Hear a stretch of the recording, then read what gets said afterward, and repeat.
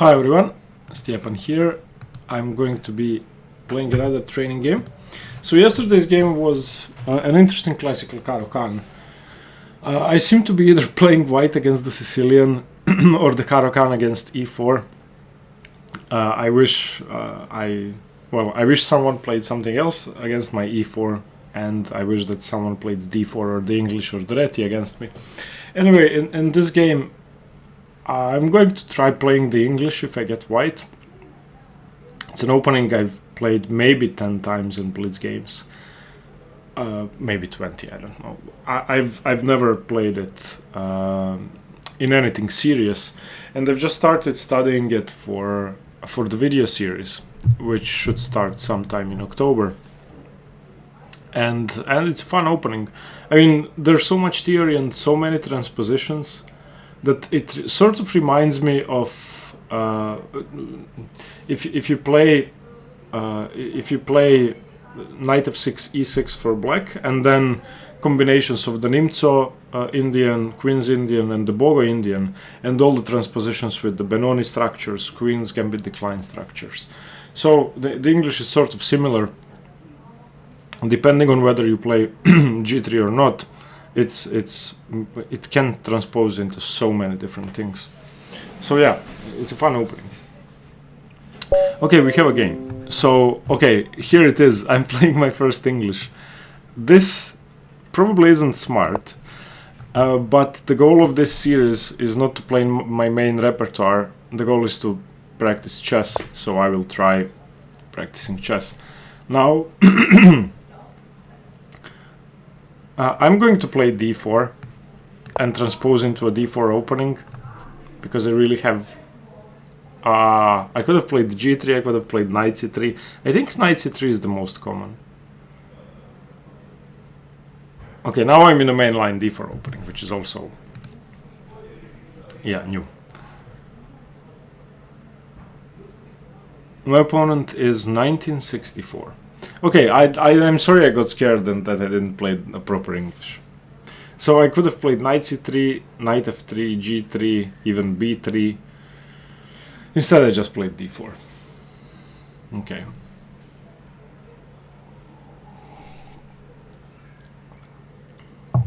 The only digression today will be that I have the ugliest cup in the world.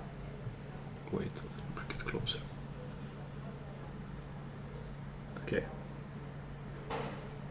Okay, do you see it? These ladybugs are distorted and weird. Okay, he plays e6. Now I could play knight c3, knight f3, or g3.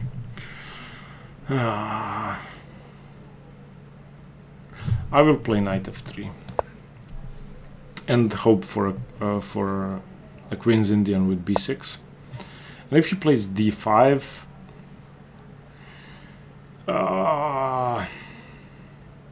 okay, I will play the Catalan.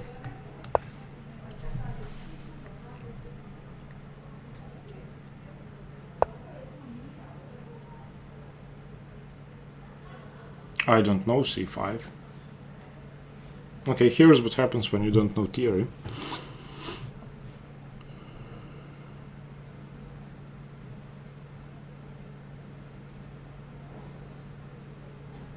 Okay, so I suppose I should take.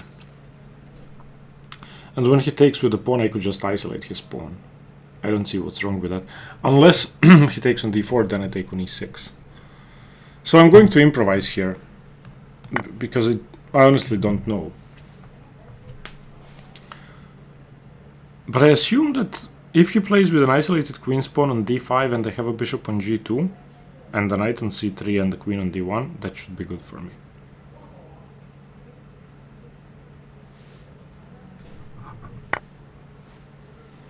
Okay, so now I should wait. Okay, I actually know this position. I should wait for him to develop the bishop before taking, so that he loses a tempo. If he ever takes, his pawn is still isolated. If he doesn't take and pushes, then his pawn is backwards and weak.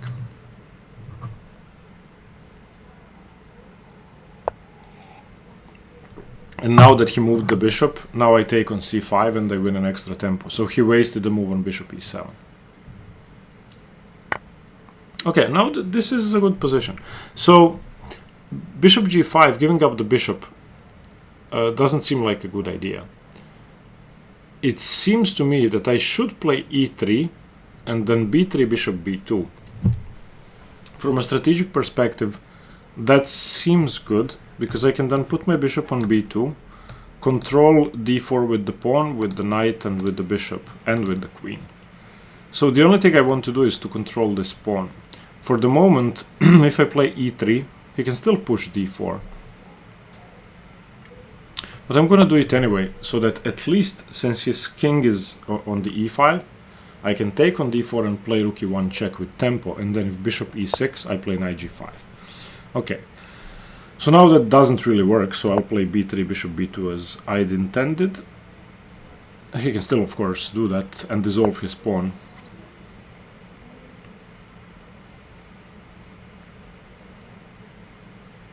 Okay, instead he pins my knight. I will just play bishop b2.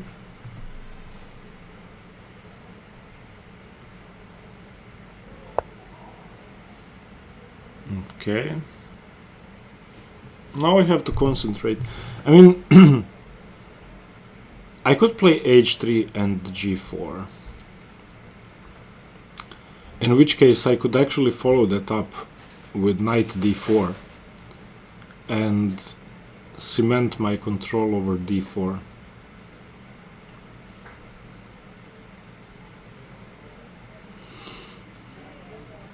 Other than that, I could play h3, g4 and then knight c3, knight e2.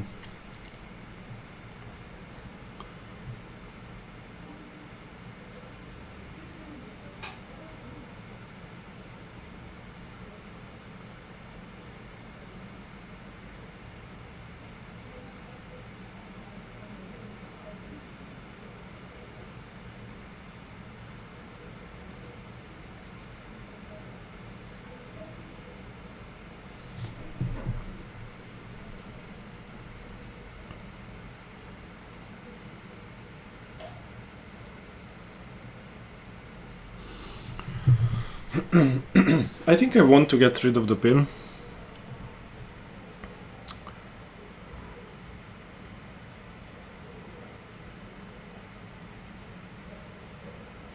But I don't know how. I'm looking at the move queen c1, which seems strange, but it gains a tempo on the bishop, and he would have to play something like queen b6.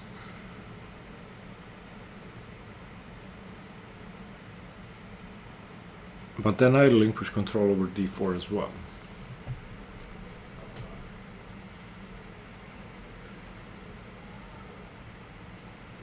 But I could then just snap off the f6 knight and claim that I have a much better pawn structure.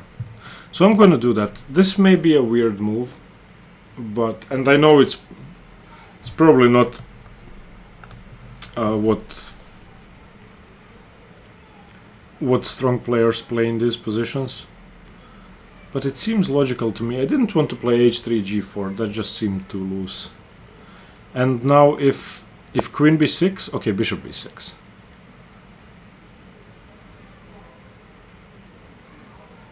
Okay, and now if I play knight c3, he plays d4. If I play rook d1, he plays d4. Yeah, I'm starting to dislike my move.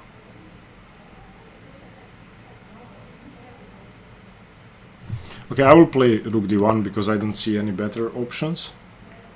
At least that pins a piece, whichever piece.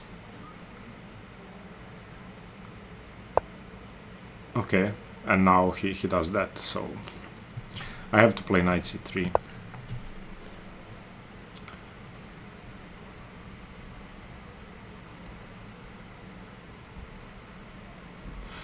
The idea behind this is that if he plays d4, I take, he takes, and I play queen g5.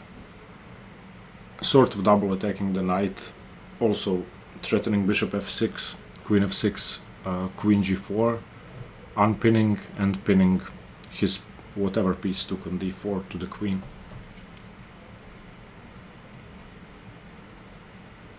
And if he does nothing, I'm gonna play knight e2, solidify d4, and probably strategically be much better. Also, I have to be careful. If I play knight e2, he could play knight e5, attacking my queen. Queen c1 was a dreadful move.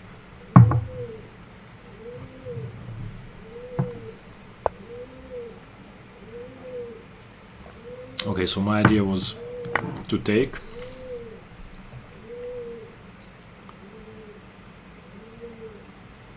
If he takes with the knight,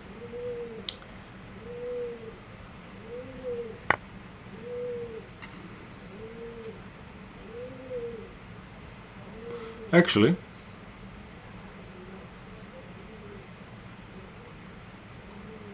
I have to be careful. If I play queen f4, he could play rook takes c3, and if bishop takes c3, knight e2 check wins my queen. So against rook takes c3, I would have to play rook takes or knight takes on d4. If he plays knight h5, I take the bishop. So I don't think there's anything wrong with queen f4. As long as I don't blunder with rook takes c3, as long as I saw rook takes c3.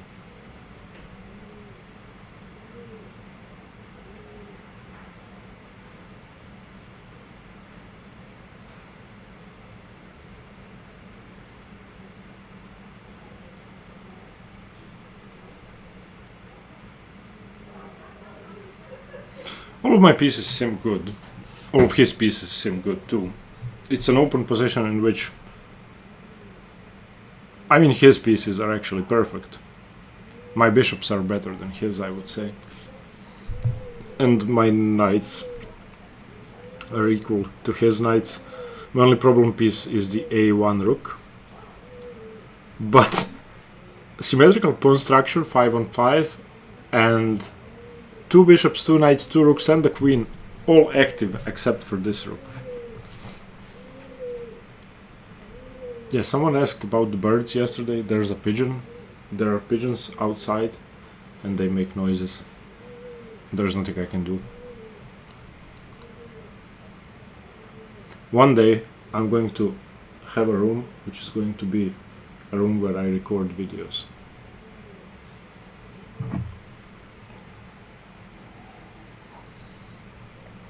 And it will be quiet, have proper lighting and everything, and chess books.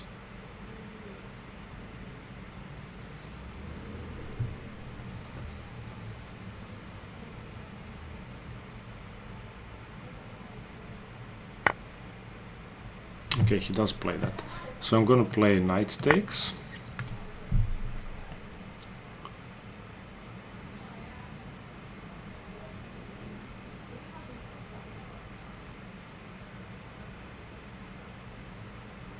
And now he is in trouble, because if he moves the rook,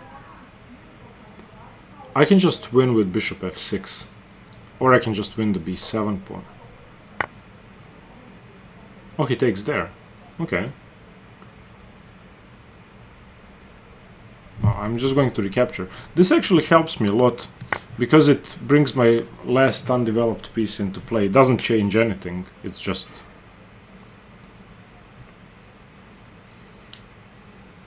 It's an exchange sacrifice for a ton of activity.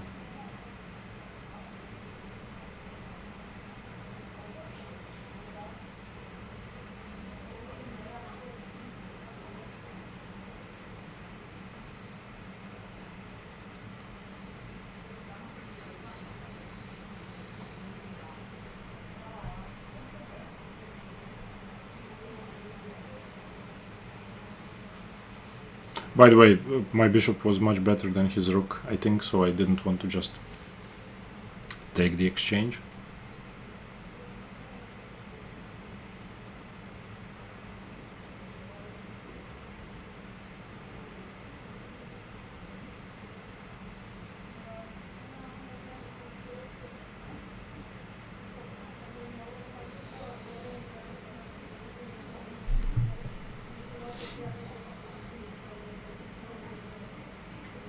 Why does he keep leaving the game? What does that mean? Your opponent left the game.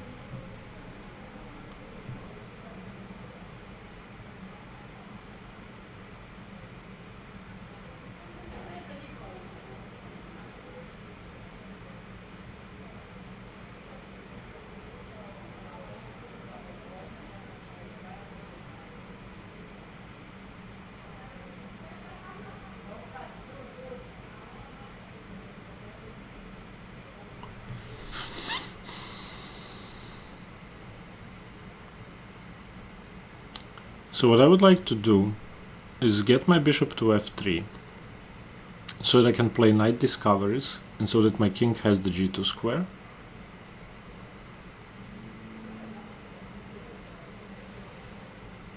I think this was the correct decision. I mean, I didn't even think there was an alternative to rook takes d1. Maybe that was too rash, but I think it was the good decision, the correct decision. Bishop takes c3 was probably also okay.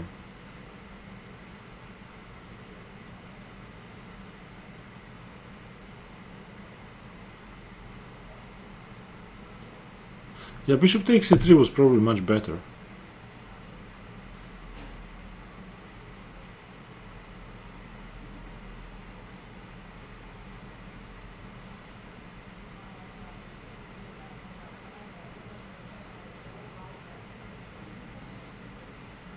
Yeah, I missed this.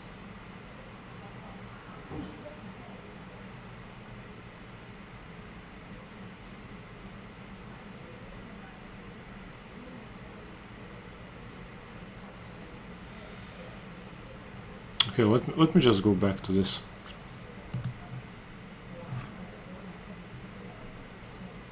Yeah, bishop takes c3 was just winning. I'm such a moron. Because I would have had knight f5.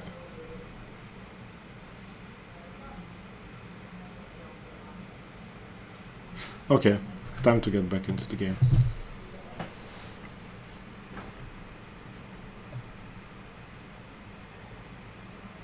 Okay, if I play bishop a1, he can take twice on d4 and play rook c1, winning my bishop. So probably have to play bishop a3.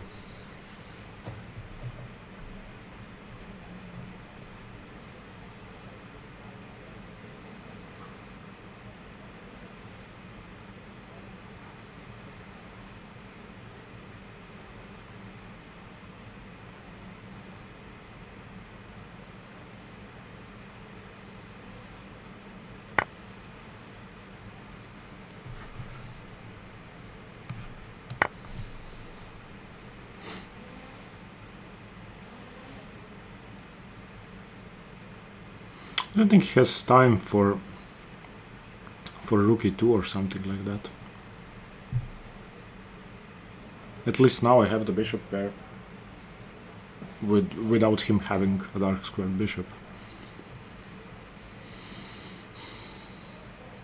Yeah, rook takes d1 was an insane mistake.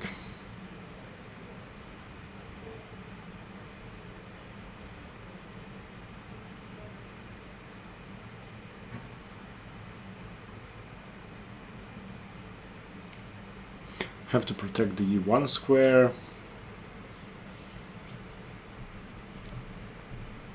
Okay, I will win this game. I will concentrate and try to play well. I made an idiotic mistake, but I can correct that.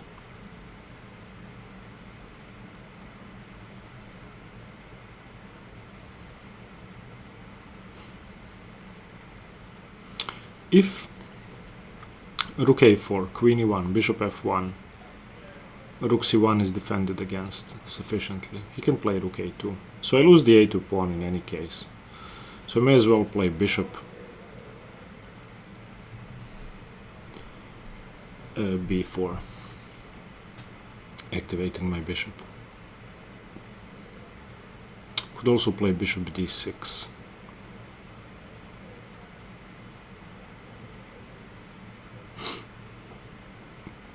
Okay, Okay, I will play bishop d6. That seems to be the most active move.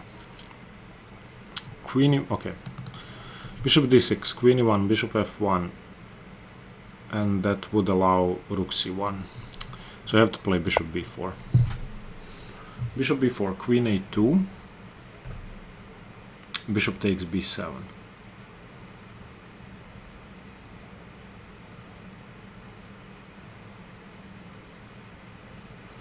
Okay, that was a bad decision. Taking with d1 was so bad. I actually had a good position. And I saw that knight d4, just he can take on d1, but I assumed, oh, rook a takes d1, perfect. Getting rid of my bad piece. Okay, now I have to develop my bishop without blocking in my pieces. And eventually he will be able to take on f2, but not yet. Because if he plays rook e2 now, I can just play rook d8, forcing him to go back. Why does he keep leaving the game? Does that mean he is cheating? I don't understand this. I've seen that before. Can you guys see this? It says yeah, you can see this. It says your opponent left the game. What does that mean? Does he leave the tab? Does he shut leeches? Now he's back. What does he do for 20 seconds? That's irritating.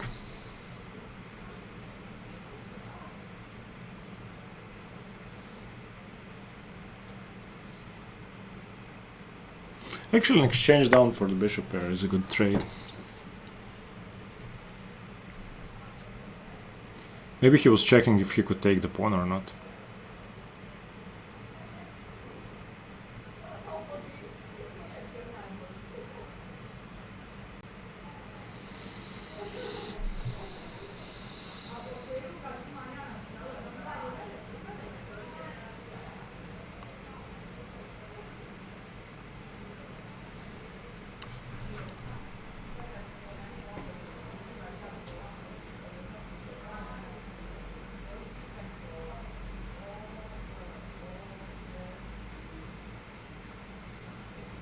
I need to start putting pressure on him, and I need to start talking stupid things. He's not cheating, I'm just playing like a moron.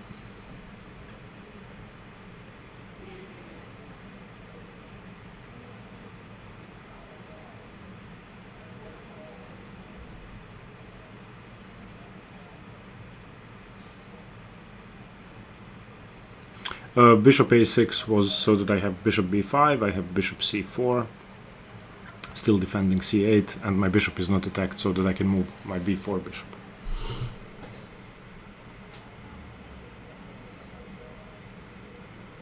There's a guy watching the game whose nickname is Tool of a Fook. It's a great nickname. It's a reference to Fool of a Took, when Gandalf says that to Peregrine Took or Pippin.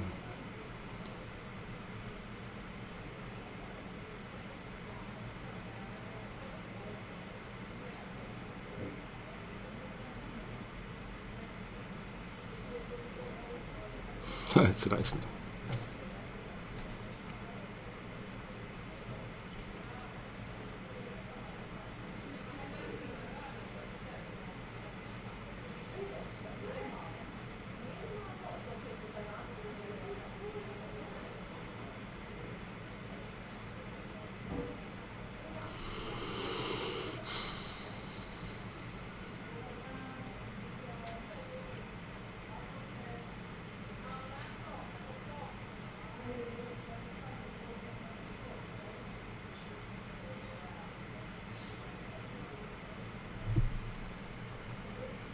I will try to complicate this position as much as possible. So for now, if he moves the knight,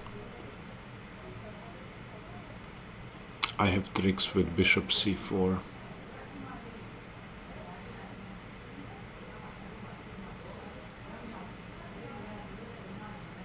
So that's one thing.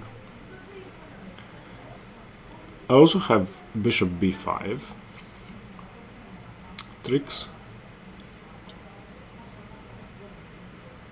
Since my bishop moved away, my king has the g2 square, my queen is defending f2, my rook is active, my bishops are great, I'm 3 points in material down, but I don't know how much better his rook is than my bishop, and the a-pawn is blockaded, so in theory he is 3 points up. In practice I'm really not sure how relevant that is. So should I chase the queen away? Or should I play bishop d3? Because if I chase the queen away, he doesn't have queen e1 check. He could trade everything off with rook takes bishop. Then it should be equal.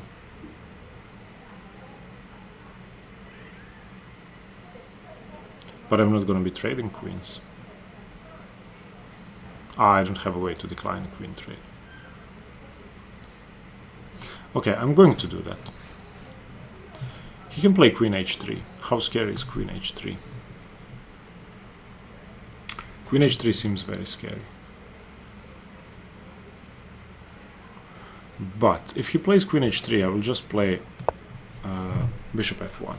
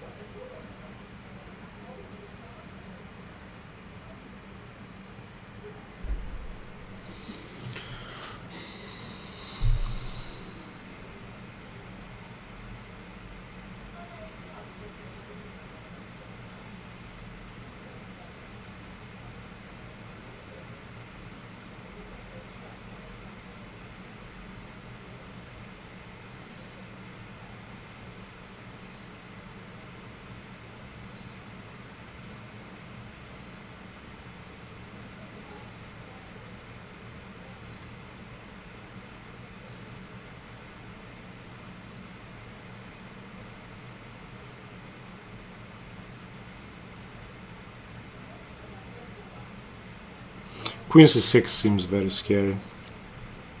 Threatening rook c1 if I move the bishop. Okay, queen b6 is not scary at all. I see a very good move now. Oh my god.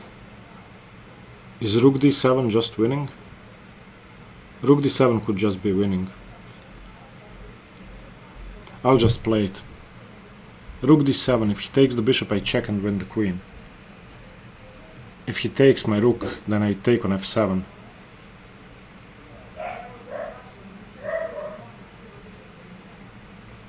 But he can take on c4 first. He has rook takes c4. Yes. Damn.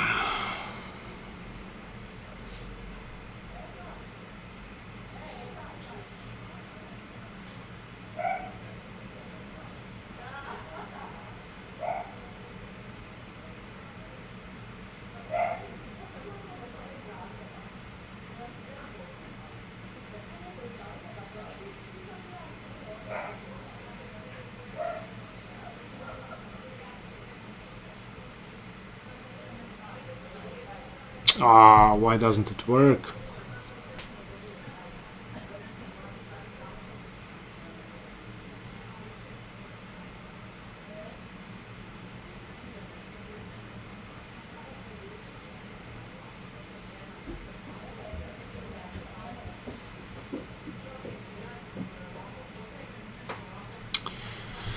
Almost.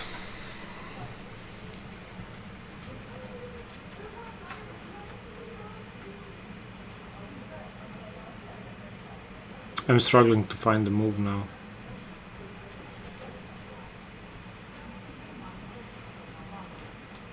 I mean, I could play bishop d3,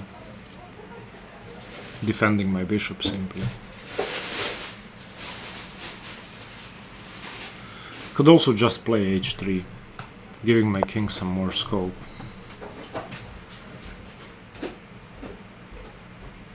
To make sure I don't get mated.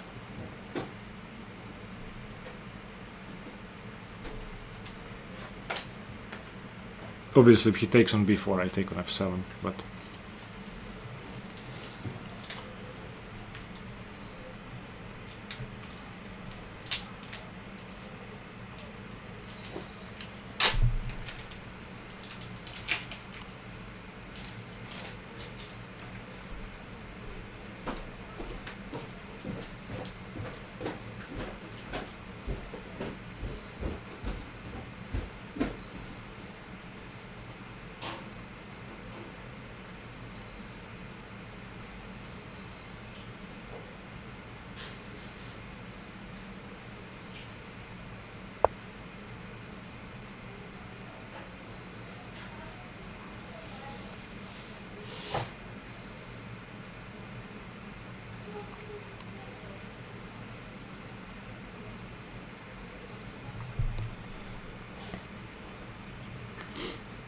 Where does his rook go if I play bishop d3?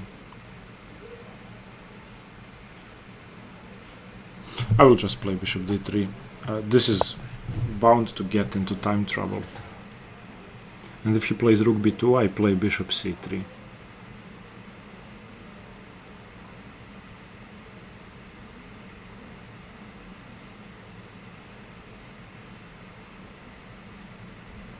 I want to give myself the option of queen f5 and then rook d6.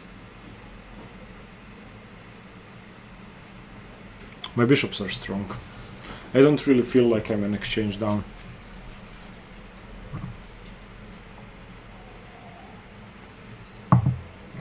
But it was still completely insane to give up my exchange like that. I should have just played bishop takes c3. But this made for a more fun game.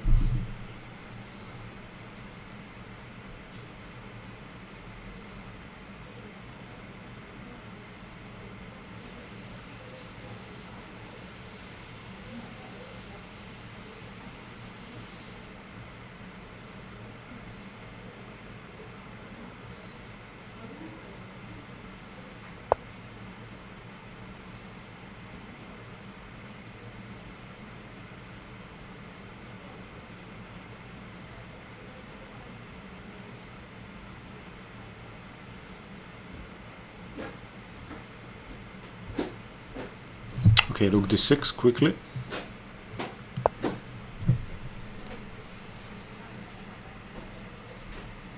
Threatening queen f5, which threatens rook f6, queen h7, which is mate because of my b4 bishop. My pieces are coordinating perfectly. And even though I'm the exchange down, my bishops are just better than his rooks.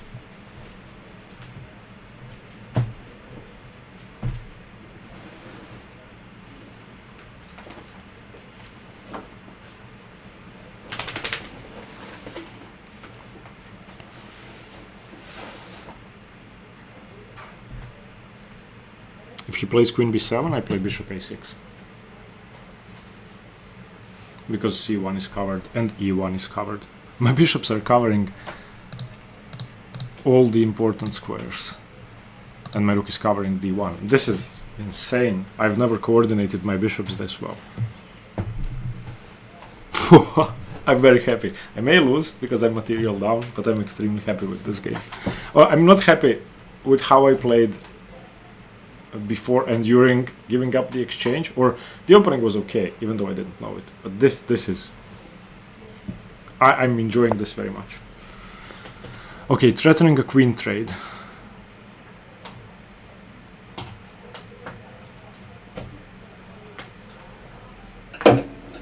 Now I need to be smart.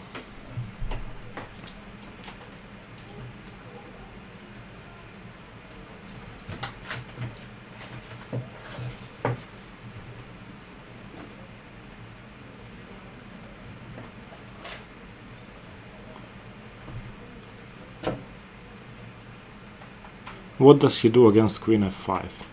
I don't see a defense. Queen f5 threatens to win a piece and then mate. I obviously don't want to trade queens. He can play queen c1 check all he wants.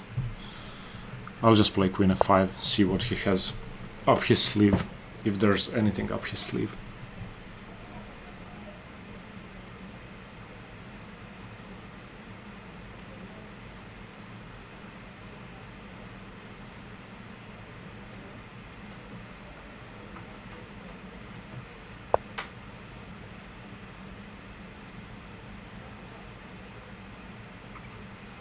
Threatening mate on c1.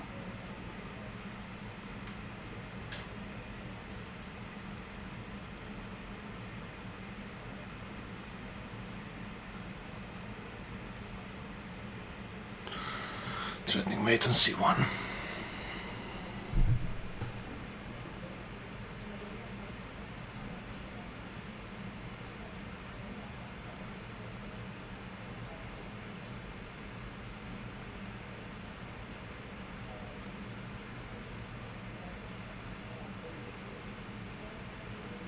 Can I get away with bishop f1 if I take on f6? Or do I have to play bishop d2?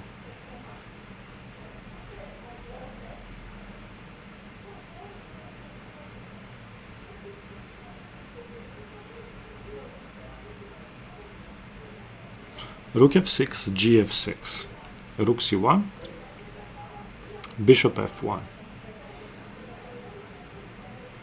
No, excuse me, rook f6, rook c1, bishop f1, gf6.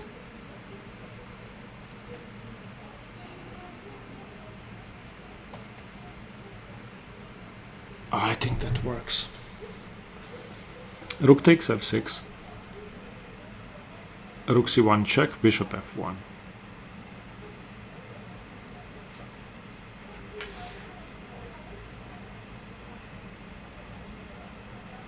No, I don't think it works. He can take my bishop in the end, so I'll play bishop d2. Just play it safely and then threaten bishop h6 as well.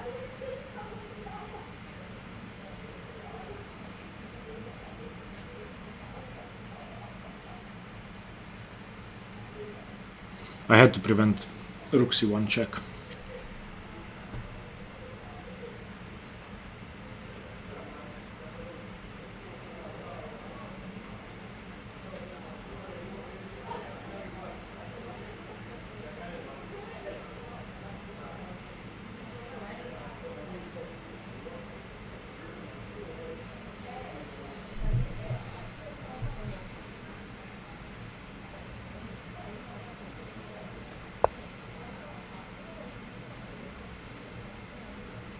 I don't understand queen c7. This just wins.